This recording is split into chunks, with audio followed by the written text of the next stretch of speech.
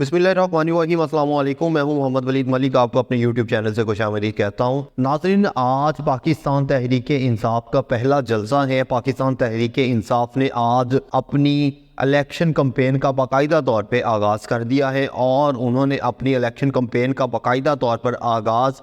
Virtual جلسے سے کیا ہے، آن لائن جلسے سے کیا ہے، کیونکہ انہیں پتہ تھا کہ پاک سرزمین پہ پاکستان تحریک انصاف کو جلسہ تو دور کی بات ہے، ڈور ٹو ڈور کمپین کرنے کی بھی اجازت نہیں ہے۔ ان تمام چیزوں کو مد نظر رکھتے ہوئے کپتان کا جو گراؤنڈ تھا، کپتان کا جو اصل پلے گراؤنڈ تھا، وہ تھا آن لائن پلے گراؤنڈ، وہ تھا social media play ground. Social media play ground کو یوز کرتے ہوئے کپتان نے آن لائن جلسے کا آغاز کیا۔ آن لائن جلسے کا آغاز آج شام 7 بجے ہونا تھا، لیکن جیسے ہی شام 7 بجے تو پاکستان کے کچھ اہم حلقے پھر سے ڈر گئے۔ پاکستان کی اسٹیبلشمنٹ پاکستان کے اہم حلقوں میں خصوصی طور پہ لاڈلا پھر سے ڈر گیا، اور لاڈلے نے ایک ریکویسٹ کی، احکامات جاری کیے، اور ان احکامات کی روشنی میں پھر سے انٹرنیٹ بڑھ گیا ہے۔ انٹرنیٹ کی تمام تر آپشنز بند کر دی گئی ہیں۔ ملک کے اندر یوٹیوب، سوشل میڈیا کے دوسرے پلیٹ فارمز ڈاؤن فال کر دیے گئے ہیں۔ ان ڈاؤن فال ہونے سے وہ لوگ جو انٹرنیٹ کے اوپر تھوڑا عبور رکھتے ہیں، انہوں نے وی پی این انسٹال کر کے وی پی این کے ذریعے جب ورچوئل جلسے کے اندر شمولیت کی تو پھر انٹرنیٹ کو ہی گرا دیا گیا، انٹرنیٹ کو ہی ڈاؤن کر دیا گیا۔ انٹرنیٹ کو پہلے بھی جلسے کے اندر ڈاؤن کیا گیا جب تحریک انصاف نے اپنا ٹیلی تھون کیا، اپنی فنڈ ریزنگ کے لیے ٹیلی تھون آن لائن پلیٹ فارم سے جاری کیا، تو اس وقت بھی انٹرنیٹ کی سروسز ڈاؤن کر دی گئی تھی۔ انٹرنیٹ کی سروسز ڈاؤن کرنے سے اس وقت تقریباً 2 سے 2.5 گھنٹے کے دوران اربوں روپے کا نقصان ہوا تھا۔ ویسے تو ہم کہتے ہیں کہ ہم نے آئی ٹی کے اندر پاکستان کو دنیا کے مقابلے میں کھڑا کرنا ہے۔ ہمارے ہمسایہ ملک کے اندر آئی ٹی کا شعبہ دن بہ دن ترقی کرتا جا رہا ہے۔ انڈیا کے اندر آئی ٹی کا شعبہ اتنی ترقی کر چکا ہے کہ وہاں پہ ایپل سمیت دوسری انٹرنیٹ سے متعلقہ تمام کمپنیز نے اپنے دفاتر کھول لیے ہیں، گوگل نے اپنا دفتر کھول لیا ہے، لیکن پاکستان کے اندر آج بھی لاڈلا سسٹم چل رہا ہے۔ آج بھی سیاسی طور پر کسی سیاسی حریف کو گرانے کے لیے، ایک جیل میں بیٹھے قیدی نمبر 804 کو گرانے کے لیے ملک کے اندر پھر سے اربوں روپے کے نقصان کو ترجیح دی گئی۔ ورچوئل جلسہ کامیاب نہ کروانے کے لیے انٹرنیٹ بند کر دیا گیا، لیکن اس کے باوجود میں نے ابھی وی پی این انسٹال کر کے ورچوئل جلسے پہ جب ویوز دیکھے تو کروڑوں میں ویوز سے، ملینز میں اس کے ویوز آ رہے تھے۔ جتنا انہوں نے ورچوئل جلسے کو دبایا، بند کر کے اس کو ختم کروانے کی کوشش کی، عوام نے اس کو اتنا ہی زیادہ دیکھنے کی طرف ترجیح دی، عوام میں اس کی مقبولیت اتنی ہی زیادہ ہو گئی۔ ایک اور تحریک انصاف کے ساتھ ناانصافی کی گئی۔ وہ ناانصافی پہلے تو بلے کا نشان چھین کر کی گئی، اور پھر دوسری ناانصافی یہ کی گئی کہ تحریک انصاف کی جو ویب سائٹ ہے insaf.pk، اس کو پاکستان میں بند کر دیا گیا ہے۔ وی پی این انسٹال کر کے یا پاکستان سے باہر بیٹھے یوزر تو اس ویب سائٹ تک رسائی ممکن کر سکتے ہیں، لیکن پاکستان میں موجود صارفین، یوزرز اس ویب سائٹ تک نہیں پہنچ سکتے۔ اس کے لیے انہیں وی پی این انسٹال کرنا پڑے گا۔ اس کو بند کرنے کی ریزن یہ تھی کہ پاکستان تحریک انصاف نے جب ان سے بلے کا نشان چھینا گیا تو انہوں نے فوری طور پہ اپنے ٹکٹ ہولڈرز، جن کو پاکستان تحریک انصاف نے ٹکٹ تو جاری کیا تھا، لیکن اب وہ آزاد امیدوار کی حیثیت سے صرف تحریک انصاف کی حمایت یافتہ امیدوار ہونے کے ناطے انہیں جو بھی نشان الاٹ کیا گیا، نشانوں میں بھی ان کی تذلیل کی گئی۔ جو نشان انہیں الاٹ کیے گئے، ان نشانات کی روشنی میں تحریک انصاف نے اپنے حلقے کے ہر کینڈیڈیٹ کا نشان اپنی ویب سائٹ پہ آویزہ کیا تھا۔ ایک لسٹ جاری کی تھی پاکستان کے تمام نیشنل اسمبلیز کے حلقوں کی اور تمام پروونشنل اسمبلیز کے حلقوں کی کہ کس حلقے میں ہمارا کس نشان سے کون سا کینڈیڈیٹ ہے۔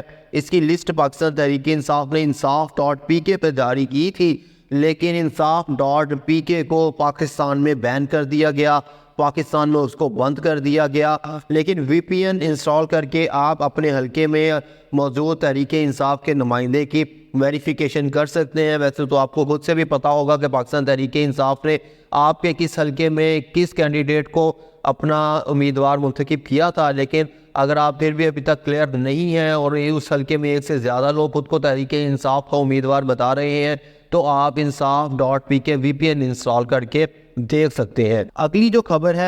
ہے سپریم کورٹ کے ججز نے آج اسلام آباد کے اندر کورٹ رپورٹر کا ایک اجلاس تھا، ایک ٹریننگ ورک شاپ تھی۔ ٹریننگ ورک شاپ کے اندر آج جسٹس اطہر من اللہ نے ٹریننگ ورک شاپ میں آج کورٹ رپورٹر سے، جو کورٹ بیٹ رپورٹرز ہیں، ان سے خطاب کیا۔ ان سے خطاب میں جسٹس اطہر من اللہ نے کہا کہ میڈیا کی جو آزادی ہے یہ بہت اہم ہے، میڈیا کی آزادی کے اوپر کوئی قدغن نہیں ہونی چاہیے، میڈیا کو کوئی انسٹرکشنز نہیں دی جانی چاہیے، اور اگر سوشل میڈیا کی بات کی جائے تو سوشل میڈیا کا ججز کے اوپر کوئی پریشر نہیں ہونا چاہیے، اور جو میڈیا کے اندر بات کرنے والوں کو اٹھایا جاتا ہے، میڈیا میں بات کرنے والوں کو اظہار رائے کی آزادی کے اوپر جو قدغن لگائی جاتی ہے یہ بہت غلط چیز ہے۔ اس سے یہ بات کلیئر ہوتی ہے کہ جسٹس اطہر من اللہ آج اپنے ہی چیف جسٹس کے خلاف بول رہے ہیں۔ جسٹس اطہر من اللہ نے یہ بھی کہا کہ عمران خان کے حوالے سے جو ان کی تصویر پہ پابندی ہے یا جو ان کا نام لینے پہ پابندی ہے، عدالت کی طرف سے اس چیز کے اوپر کوئی بیان نہیں کیا گیا۔ عدالتوں نے پی ٹی اے کو یا اس حوالے سے کوئی انسٹرکشنز جاری نہیں کی کہ کسی بھی سیاسی لیڈر کو، کسی بھی سیاسی رہنما کو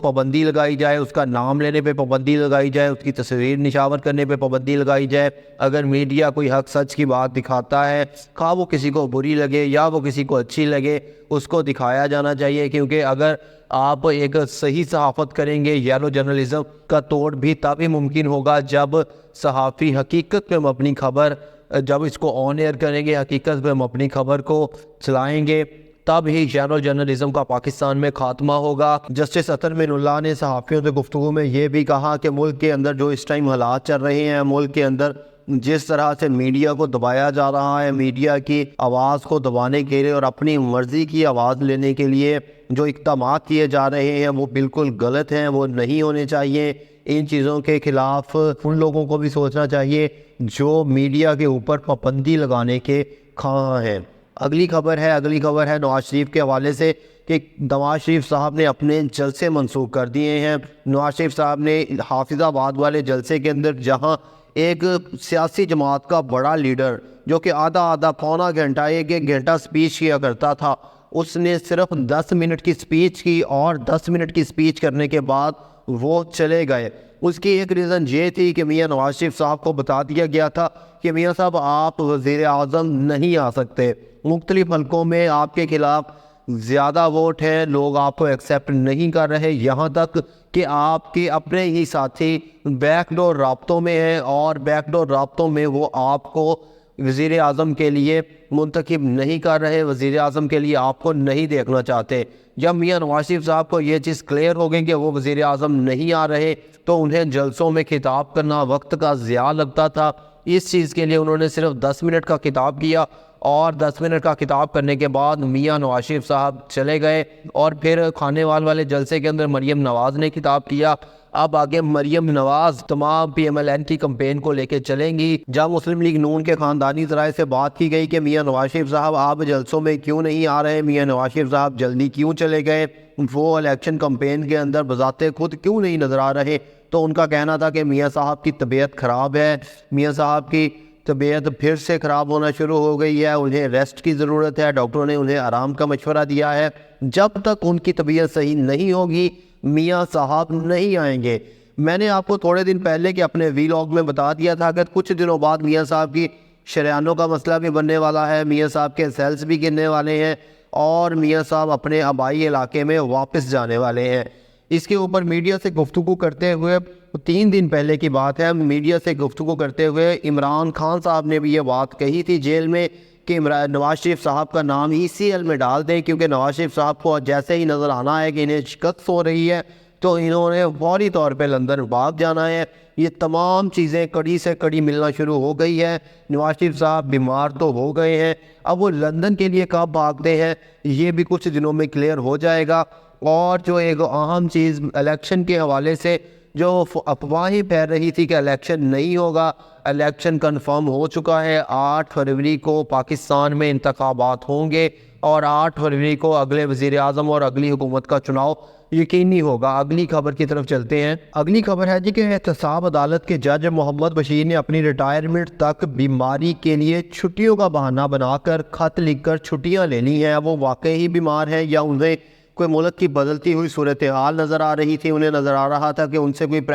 انہیں پریشر میں ڈال کے ان سے کوئی زبردستی فیصلہ نہ لے لیا جائے، شاید وہ اس لیے چھٹیوں میں چلے گئے ہیں۔ جج محمد بشیر نے اسلام آباد ہائی کورٹ اور وزارت قانون انصاف کو خط کے ذریعے آگاہ کیا کہ وہ طبیعت کی ناسازی کے باعث ڈیوٹی انجام نہیں دے سکتے۔ انہوں نے 24 جنوری سے 14 مارچ تک چھٹیاں دی جائیں۔ واضح رہے کہ جج محمد بشیر 14 مارچ کو ریٹائرڈ ہو جائیں گے۔ وہ عمران خان کے خلاف نیب کے 2 ریفرنس توشہ خانہ اور القادر ٹرسٹ کی سماعت کر رہے ہیں۔ 2 بڑے کیس ہیں، ایک توشہ خانہ کیس اور القادر ٹرسٹ کیس، جس کے اندر پاکستان کے پراپرٹی ٹائکون ملک ریاض صاحب کا بھی نام ہے۔ ملک ریاض صاحب کے ساتھ شاید زیادتی کی جا رہی ہے، ملک ریاض صاحب کو اس کیس میں پھنسایا جا رہا ہے۔ ملک ریاض صاحب کو ان کی جائیدادیں ضبط کر لی گئی، ان کی گاڑیاں آج ضبط کر لی گئی، ان کے اوپر بہت پریشر ہے ملک ریاض صاحب کو، کیونکہ وعدہ معاف گواہ بنانے کی کوشش کی جا رہی ہے۔ ملک ریاض صاحب کو اس چیز کے لیے انسسٹ کیا جا رہا ہے کہ وہ عمران خان کے خلاف وعدہ معاف گواہ بنے، وہ عمران خان کے خلاف بیان دیں کہ عمران خان نے مجھ سے زمین لی، میرے ساتھ سودا کیا، 190 ملین جو پاؤنڈ کا کیس ہے اس کے اندر عمران خان کے اوپر الزامات لگائے۔ جو انہیں سکرپٹ لکھ کے دیا جائے وہ as it is script media پہ بیٹھ کے اس کی پریس کانفرنس کریں، وہ سکرپٹڈلی میڈیا کو بتا دیں کہ ایسے ہوا، عمران خان چور ہے، عمران خان نے پیسے لیے، عمران خان نے مجھ سے زمینیں لی، بشریٰ بی بی نے مجھ سے زمینیں لی، مجھ سے پیسے لیے۔ اس طرح کا انہیں سکرپٹ لکھ کے دیے جانے کی کوشش کی جا رہی تھی، لیکن ملک ریاض صاحب نے ایک مردانہ فیصلہ کیا، ملک ریاض صاحب نے جرأت مندانہ فیصلہ کیا۔ انہوں نے اپنی پراپرٹی پہ، انہوں نے اپنی زمینوں پہ، اپنی جائیدادوں پہ تو ضبط ہونا گوارا کر لیا، لیکن حق اور سچ کا ساتھ نہیں چھوڑا۔ حق اور باطل کی لڑائی میں ملک ریاض صاحب نے حق کا ساتھ دیا، جس کی وجہ سے انہیں بہت زیادہ نقصان کا تو سامنا کرنا پڑ سکتا ہے، لیکن اس مرد مجاہد نے اس چیز کا سہارا نہیں لیا کہ کسی پہ الزام لگا کے کچھ فائدہ لیا جائے، جبکہ اسے نقصان برداشت کر کے سچ کا ساتھ دیا ہے۔ اب ملک ریاض صاحب نے پاکستان کے اندر جو ڈی ایچ اے لیول کی سوسائٹی سے، جو کہ D H A defence housing society جو اسٹیبلشمنٹ کی اپنی سوسائٹی تھی، اس کا توڑ کیا تاکہ پاکستان کے اندر غریب آدمی بھی ایک پر آسائش رہائش میں رہ سکے۔ بس اس چیز کی انہیں سزا دی جا رہی ہے، اور اس چیز کی سزا پہلے 90 ملین پاؤنڈ کیس، پھر 460 ارب روپے کا جو ان کے اوپر فائن کیا گیا، اس جگہ کا فائن جس جگہ کے بالکل سامنے D H A city Karachi ہے، D H A city Karachi کو جگہ سیم پوزیشن کی جگہ اور قیمت میں دی جاتی ہے، جبکہ ملک ریاض کو سیم پوزیشن کی جگہ اور قیمت میں دی جاتی ہے۔ یہ ہے یہاں کا دوہرا انصاف، یہ ہے یہاں کے دوہرا معیار، یہ ہے 2 قومی نظریہ، ایک قومی نظریہ ان کے لیے اور ایک قومی نظریہ عام عوام کے لیے، رائے کے لیے۔ آج تک کے لیے اتنا ہی، ملتے ہیں اگلے ولاگ میں، تب تک کے لیے اجازت دیجیے گا۔ اللہ حافظ ناصر۔